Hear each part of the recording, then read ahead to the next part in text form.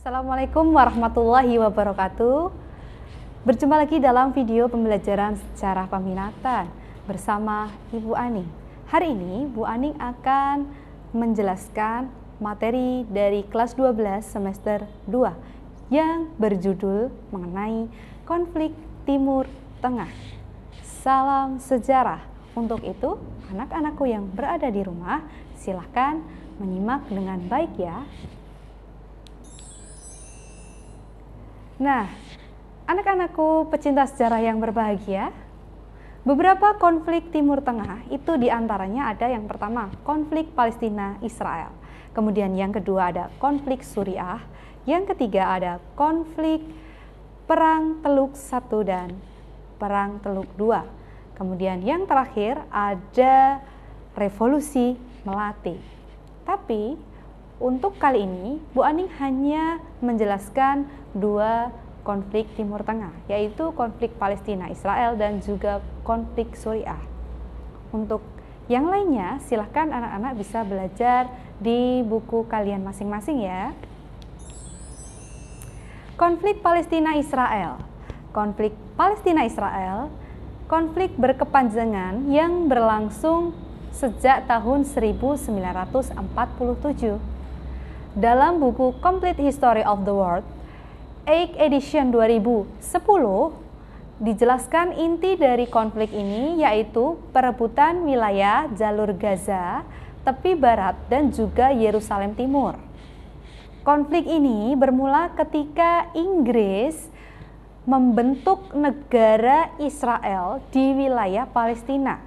Nah, Israel ini mempertahankan diri dari Palestina sehingga banyak muncul timbul peperangan antara kedua belah pihak, antara Palestina dengan Israel. Konflik ini berawal dari sebuah surat yang tertanggal 2 November 1917. Surat tersebut berasal dari Menteri Luar Negeri Inggris yang bernama Arthur James Balfour yang ditunjukkan kepada Lord Walter, seorang anggota komunitas Yahudi. Surat ini dikenal sebagai Surat Deklarasi Balfour. Dalam surat ini, Balfour menyatakan Inggris akan mendukung secara penuh aspirasi dari Zionis Yahudi ini dengan apa? Mereka memfasilitasi pembentukan sebuah rumah nasional bagi orang Yahudi di Palestina. Jadi tahu ya, tanah Palestina itu aslinya milik siapa?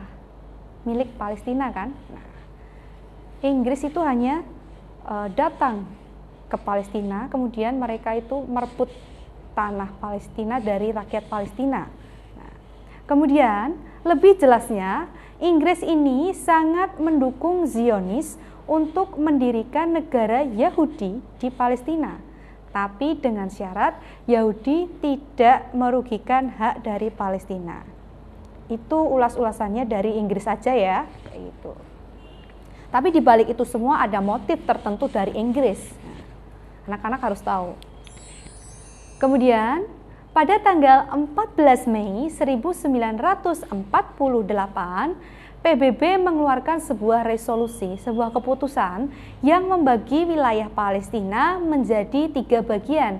Yang pertama ada Arab Palestina, yang kedua ada wilayah Israel, yang ketiga ada wilayah Yerusalem. Nah, hasil pembagian wilayah ini 54% dari wilayahnya diserahkan kepada Israel dan sisanya untuk Palestina 46% diserahkan kepada Palestina. Nah, itu kan berarti tidak adil ya, padahal tanah yang sebelumnya itu miliknya rakyat Palestina. Tapi di sini pembagiannya itu rakyat Palestina diberikan sedikit oleh PBB. Hal inilah yang kemudian menimbulkan reaksi keras dari rakyat Palestina untuk apa? Untuk memperjuangkan hak-haknya, tanahnya, kemerdekaannya di tanah mereka sendiri. Nah, seperti itu. Sementara itu di pihak Yahudi menganggap pembagian itu tidaklah cukup. Nah, Berarti tahu ya siapa yang menginginkan banyak tanah padahal mereka hanya pendatang ya. Israel tuh hanya pendatang loh ya di tanah Palestina. Nah, mereka menginginkan wilayahnya lebih luas lagi. Nah, sudah pembagiannya tidak seimbang, masih minta lagi. Berarti tahu ya siapa yang benar, siapa yang salah. Nah, kemudian yang selanjutnya itu ada agresi militer Israel ke jalur Gaza. Dalam upaya perdamaian konflik antara Palestina dengan Israel, PBB menjadi mediator yang berusaha untuk memediasi kepentingan antara Palestina dengan Israel. Terdapat juga beberapa resolusi yang telah dikeluarkan oleh PBB ini. Kemudian mediasi yang dilakukan oleh PBB adalah usaha diplomatik yang ditujukan untuk menyelesaikan konflik tersebut. Berdasarkan resolusi DKPBB 242 dan 338, PBB telah mengadakan negosiasi antara Palestina dengan Israel. Keterlibatan PBB ini sudah dimulai sejak tahun 1947. Nah, yakni pemisahan wilayah Palestina ke dalam beberapa bagian, yakni wilayah Arab Palestina, Israel, dan Yerusalem melalui resolusi 181. Penyelesaian tersebut juga dilakukan oleh PBB melalui berbagai perundingan. Di antaranya ada perundingan Madrid, kemudian ada juga perundingan Oslo. Perundingan Madrid ini mempertemukan antara Palestina dengan Israel dalam satu meja. Akan tetapi perundingan Madrid ini ternyata gagal dan tidak menghasilkan keputusan apa-apa. Kemudian yang kedua ada perundingan Oslo. Perundingan Oslo ini dicapai suatu kesepakatan terbentuknya pemerintahan mandiri rakyat Palestina yang meliputi wilayah Gaza, Jericho, dan tepi barat melalui pembentukan otoritas dari Palestina. Lalu Yasser Arafat ditunjuk sebagai pemimpin otoritas dari Palestina hingga akhirnya dipilih menjadi Presiden Otoritas Palestina pada tahun 1996. Nah, konflik ini ternyata tidak hanya terjadi di Palestina, akan tetapi juga di beberapa negara Timur Tengah lainnya, seperti itu, yang berawal dari masalah intern, kemudian meluas ke seluruh wilayah Arab yang biasa terkenal dengan Arab Spring. Nah, kemudian konflik yang selanjutnya Bu Ani akan menjelaskan mengenai konflik Suriah. Anak-anak pasti sudah tahu ya konflik Suriah itu seperti apa. Di media-media sosial banyak ya yang menjelaskan konflik Suriah. Nah, negara ini ternyata pada waktu itu mendapatkan kemerdekaan dari Perancis pada tanggal 28 September 1941.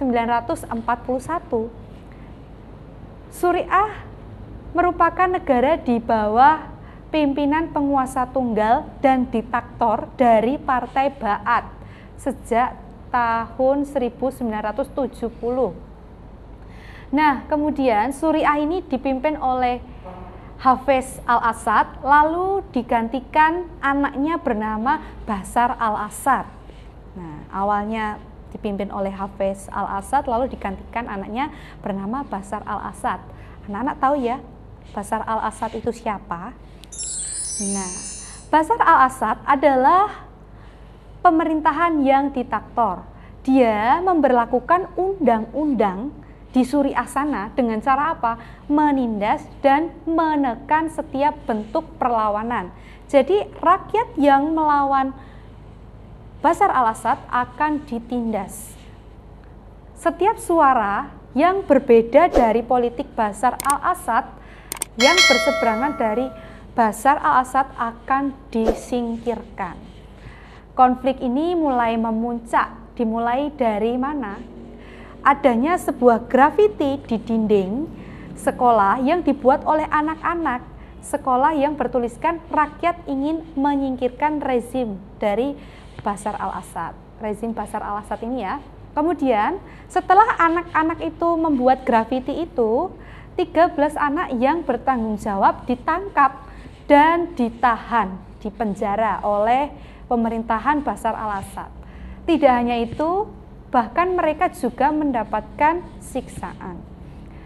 Hal itu membuat banyak keluarga di Suriah itu marah. Bahkan mereka akan mengancam melakukan demonstrasi besar-besaran terhadap apa? Kepemimpinan dari Presiden Bashar al-Assad ini. Nah, kemudian pada tahun 2011 aksi demo itu mulai bermunculan ya. Demo mulai bermunculan. Demo itu ditujukan oleh dari rakyat oleh rezim Bashar al-Assad dengan tujuannya apa? Untuk menuntut Bashar al-Assad agar dia itu mau mundur dari jabatannya. Nah, Bashar al-Assad ini ternyata tidak mau mundur anak-anak dan tetap bersikukuh untuk mempertahankan rezimnya yang diktator itu.